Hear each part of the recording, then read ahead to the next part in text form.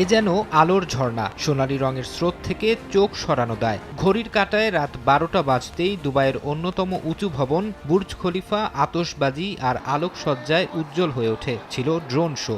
আনন্দ উচ্ছ্বাসে খ্রিস্টীয় নতুন বছরকে বরণ করে নেন সাধারণ মানুষ। নতুন বছরকে বরণ করতে কাতারেও ছিল জমকালো আয়োজন। চোখ ধাঁধানো আতশবাজি, আলোকসজ্জা আর ড্রোন শোতে মন্ত্রমুগ্ধ হয়ে যান হাজার হাজার মানুষ। নতুন বছরকে জমকালোভাবে বরণ করে নিয়েছে অস্ট্রেলিয়াবাসী। প্রতি বছরের মতো এবছরও দেশটির সিডনির হারবার ব্রিজ ও অপেরা হাউস ঘিরে ছিল এই আয়োজন। যদিও উৎসব শুরুর আগে সম্প্রতি দেশটির বন্দাই সমুদ্র সৈকতে ভয়াবহ বন্দুক হামলার ঘটনায় 1 মিনিট নীরবতা পালন করা হয়। ইফাদ রোশেক স্পার্ট মিক্সে আছে সবচেয়ে বেশি মশলার সংমিশ্রণ। ইফাদ রোশেক স্পার্ট মিক্স মশলা।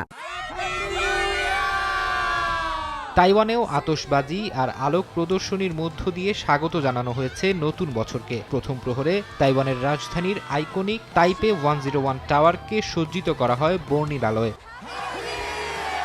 হাজার হাজার মানুষের উপস্থিতিতে নতুন বছর বরণ করলেন হংকংবাসীও। চোখ ধাঁধানো আলোর প্রদর্শনী ও লাইট শোর মধ্য দিয়ে উৎসবে মাতেন সবাই। তবে গেল নভেম্বরে হংকংয়ের তাইপো নগরীতে ভয়াবহ অগ্নিকাণ্ডে বহু মানুষ হতাহত হওয়ায় এবার উৎসব উদযাপনে ছিল না আতশবাজির আয়োজন। থাইল্যান্ডেও আতশবাজি আর জমকালো আলোর প্রদর্শনীর মধ্য দিয়ে স্বাগত জানানো হয় নতুন বছরকে। ব্যাংককের আকাশ আলোকিত হয়ে ওঠে রঙিন আলোর ঝলকানিতে।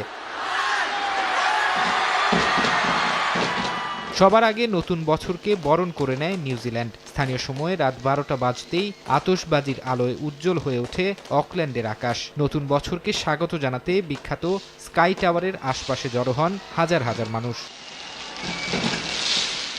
ফারহাদ চৌধুরী, সময় সংবাদ।